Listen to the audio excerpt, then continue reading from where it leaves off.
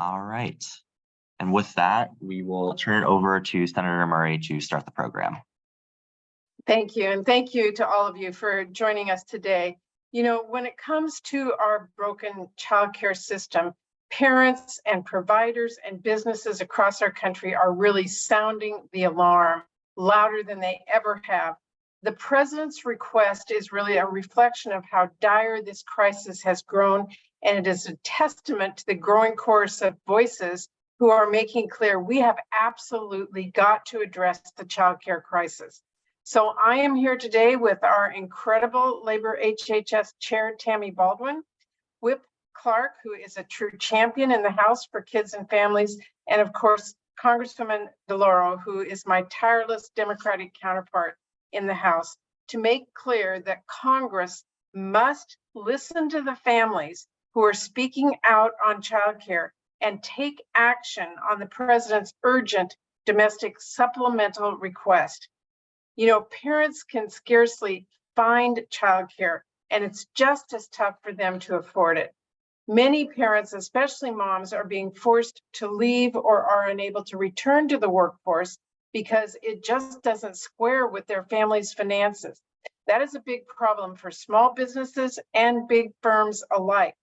It is a full-blown crisis, and it is costing our economy big time. And now that vital stabilization funds that I fought hard to secure with Congresswoman DeLauro have expired, this crisis is likely to get worse if we do not act on the president's request. If we don't act soon, a system that was already struggling to survive is at real risk of crashing to the ground. And make no mistake, if the childcare system goes into full collapse, it is a significant chunk of our national economy that will go with it. We are taking the possibility of childcare centers across our country who are going to have to lay off staff, being forced to raise their prices or even close their doors. And we are staring down even more working parents who are facing higher childcare prices and being forced to leave their jobs to watch their kids. And our economy will suffer the consequences when families lose out on income and when employers can't find workers. So if we don't take action, and soon, this is going to get worse. It will threaten billions more in lost wages and revenue and growth, and increase the already heavy burden on families who are struggling to get by. So as we tackle national security priorities, we've also got to address the childcare crisis and other urgent domestic priorities that President Biden laid out in this request. Childcare is a top issue for families nationwide, and it has got to be at the top of our agenda here in Congress as well. So I'm diving into the president's request now, and I'm going to be working to make sure that we meet these critical priorities soon. The president's request calls for crucial investments to address the childcare crisis, along with other important priorities here at home, like disaster relief funding, broadband for families, supporting our wildland firefighters, and more. We've got to make good on these, just as we make good on vital national security priorities. So I hope our Republican colleagues will join with us to get this done. You know, there is a lot happening in the world today, not to mention a lot of chaos in some corners of Congress at the moment. I think everybody understands that, but none of it detracts from how urgent the childcare crisis remains. We are the United States of America. We can stand with our allies around the world and tackle the challenges that our families face here at home. We have got to get this done. And if we can pass our domestic priorities alongside our national security priorities, let's do it. We can't wait a moment, and I'm really glad to be working with my great colleagues who are on this call with me today to get this done. So with that, let me turn it over to Whip Clark. Thank you so much, Senator Murray, for your partnership, your leadership, and nonstop work in this fight for quality, affordable childcare. And today, President Biden has answered the urgent call of parents and providers across the country. He is joining with congressional Democrats to declare what has long been known to be true: childcare is economic infrastructure. Ask any parent, ask any business owner, ask any caregiver. And under President Biden, we have just taken major strides towards a more just, more stable care economy. During the pandemic, it was Democrats that kept 220,000 child care centers open. We kept over 9 million children in classrooms and more than 1 million early educators on the job. But while House Republicans fought among themselves, they allowed this funding to run out. And that's why Senator Murray, Ranking Member DeLauro, and I have joined Democrats in both chambers to introduce the Child Care Stabilization Act. And today, President Biden has included the heart of this legislation in his supplemental requests. $16 billion to lower costs for families and keep our care economy afloat. This is going to mean a quality education for more kids, peace of mind for more parents, and job security for more providers. Our vision is to grow the economy by growing the middle class. Childcare is how you make it happen. It has long been past time to get this critical funding to the president's desk. And I am so grateful to my partners on this call for the work you're doing and the urgency which we are going to push our colleagues to do this, because Senator Murray is right. This is the call of the American people, and it is our time to get this critical funding through the House and the Senate and to the president's desk. And now it is my great pleasure to yield to our ranking member, a child care champion, Rosa DeLauro. Thank you so much, Whip Clark. And just as I look on the screen with yourself and with Senator Murray and with Senator Baldwin, champions all, really, what a very, very proud day it is for all of us. It's been a long slog. It really has been to make the case for what the American people need and what children need today. So I thank you all for your leadership. I thank you all for unbelievable tireless efforts to help hardworking American families make ends meet. And not taking no for an answer.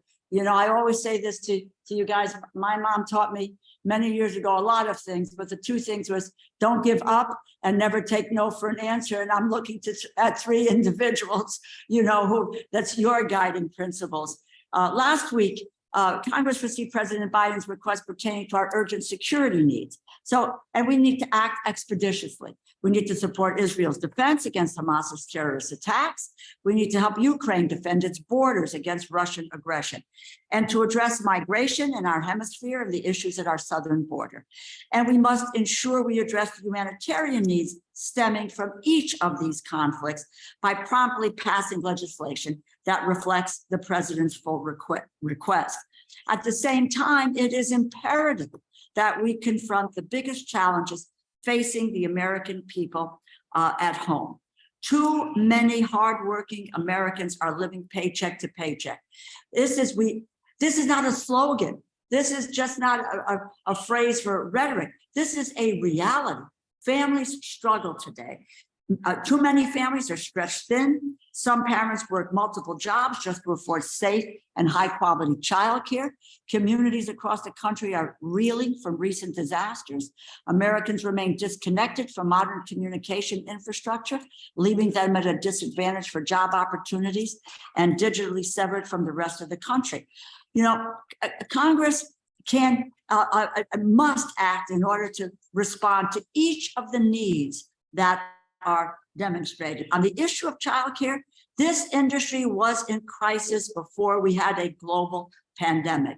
And during that pandemic, we all watched women being pushed out of the workforce. They did not opt out of the workforce because their kids were not in school. There was no one to take care of them. And so that they had to leave their jobs. But it continues now. to be a catastrophe, the issue of childcare for parents, families, and providers around this country. The president has requested $16 billion for childcare. It's urgent that we act to provide the funding to relieve the American people of the overwhelming burdensome cost of quality childcare. There's a nationwide shortage of qualified providers, in part because the compensation for these positions is simply too low. Providers are fighting to make ends meet. They need and they deserve a fair and a livable wage. The shortage makes it harder for families to locate reliable childcare options. And when they do, it is often prohibitively expensive. It's become a vicious cycle.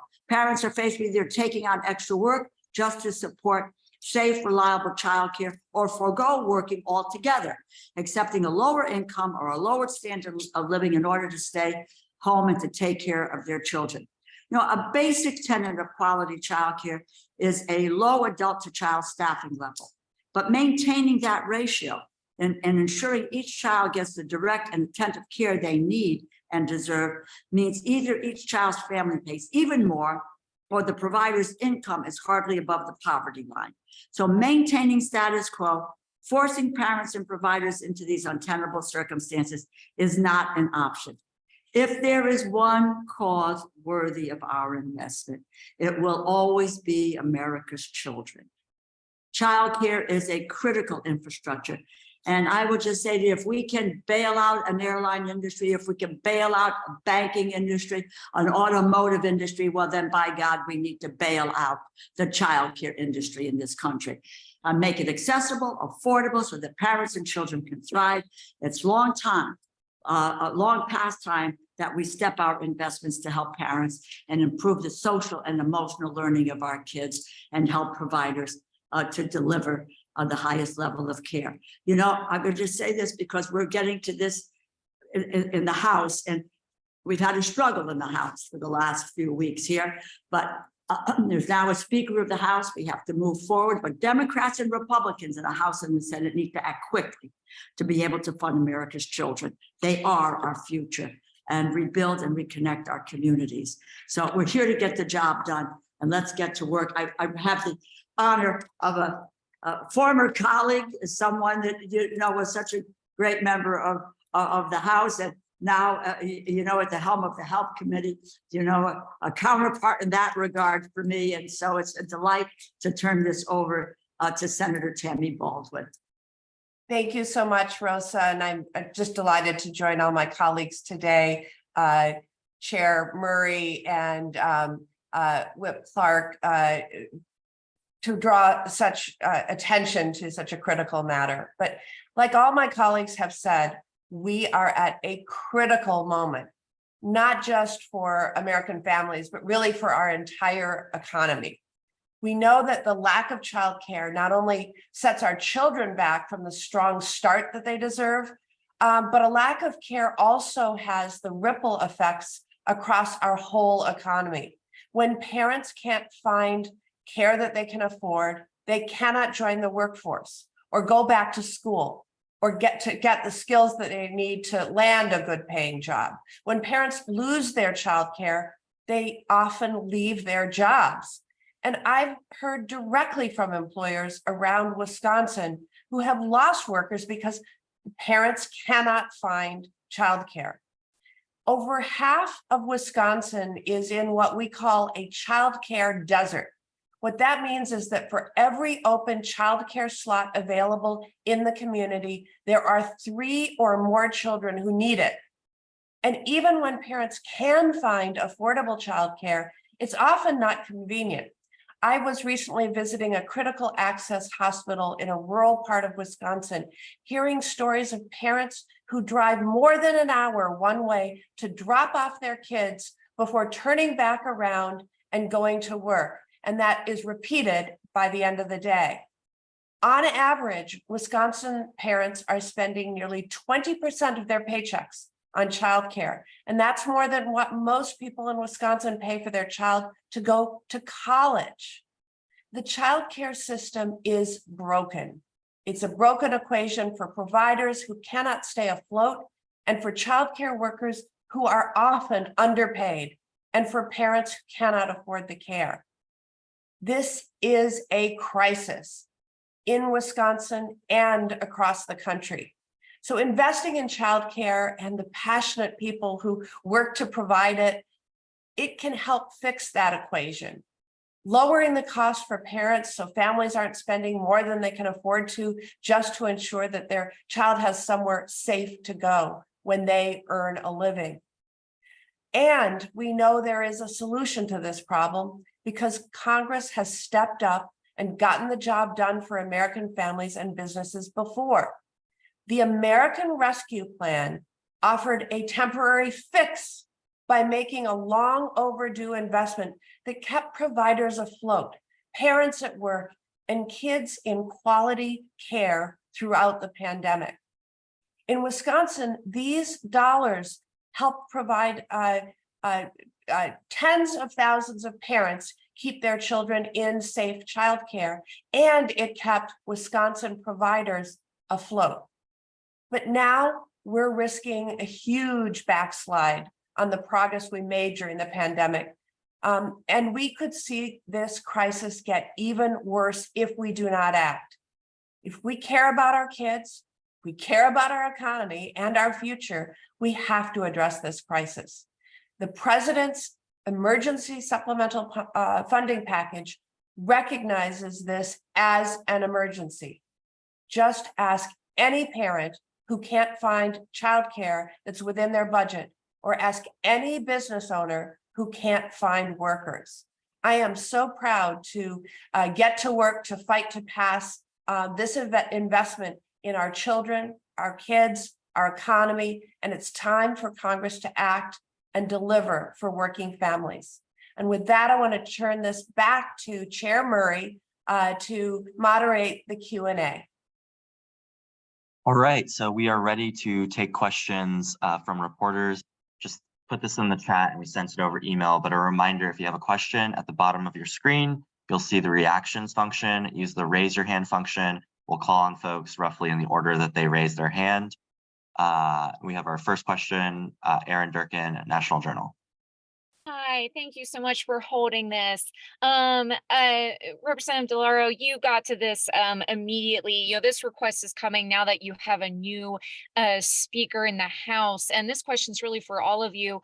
You know, do you think, what do you think about working with Speaker Johnson on this request and on other needs such as appropriations or potentially a CR in the coming weeks?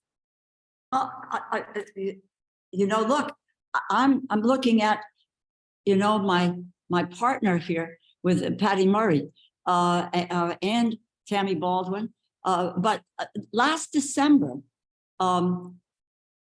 with a 4-vote majority in the House of Representatives, we negotiated a budget, which we're now living in 2023. That was a bipartisan effort. And that was supposed to happen. Appropriations bills and where we go has to have House and Senate, Democrats and Republicans. And we have done that. That is a historical pattern that we have. I am prepared to do this. I know Chair Murray has been, you know, the Senate, I would add, I compliment the Senate. They have worked to move to the budget agreement and work in a very bipartisan basis, you know, to look at these bills. That has not been the experience in the House, but I'm an optimist. I view that we need to go forward, and the understanding is appropriations bills, in order to get the president's signature on the final word, have to be bipartisan and bicameral. That's something that I have done in the past for the last two budget, something that I am more prepared to do anytime, anywhere, any day. Somebody wants to call for a meeting tonight, whatever, let's go. Let's get the appropriations bills done. That keeps our government open, and that provides the American people with the services that they need in order to be able to live their lives. All right, we have a question from Jacob with the Washington Post. Hi all, thanks very much for holding this. Senator Murray, what's your understanding of a timeline to have text for this legislation? And then do you see this supplemental riding with the defense supplemental in one piece of legislation? Well, we're having all of those conversations right now. These are urgent issues, both the package that was put out previously with funding for Ukraine and Israel and Taiwan. The package today deals with domestic issues that are also urgent. So we're working right now. We have a fairly quick timeline that we need to put these together and move them forward, and we intend to do that in the Senate. Well, we need to move. We need to move the package together. And we all know it has to be bipartisan. Rosa's correct. We have never been able to pass appropriations bills or supplemental bills on a partisan basis, no matter what. We need support from Democrats and Republicans. And to the question on the speaker, I don't know him at all, but I would advise him to look back and realize that to be successful, you have to reach across the aisle. That is the only way we're going to get these urgent needs done. All right, and we have one other question from Nidhi, and if you can remind us of your outlet. Yeah, I'm with E&E News. Hi, how you doing? I have a question for Senator Murray and Congresswoman DeLauro. I'm wondering if you can talk a little bit more about the disaster aid portion of this package. If you can kind of share with us exactly how much is in there for disaster aid, and I guess just given everything that's going on in the House, what your expectations are of whether that gets taken up and the kind of path forward on that. Obviously, this was put out by the president today. We're going through the details on that. I've had a chance to talk a little bit with the White House about that need, but we have states across the country who need emergency funding, and in Hawaii as well. And this fills a really important gap. So we are looking at how we can get it included and get the language written and move it forward. It's my understanding that, and we just got the information today, but the disaster response is in the area of $23.5 billion. And everyone in this country, every member has seen their districts, their state really devastated in one way or another through disaster relief. So I would think that there would be the impetus to respond to your state, to respond to your constituents, in that you want to try to address it as quickly as possible, because when it comes to disaster assistance, businesses, they put that money out first, and we go through FEMA. We're going to continue to enable FEMA to be able to support the critical response efforts and the recovery projects in communities. They can't wait much longer, and it should not be held up here. The 23.5 is on the table. Let's go. All right, not seeing any other questions at this time. So that will conclude today's press call. Again, it will be recorded and distributed widely. Thank you so much for joining. Love you guys. Thank you. See you.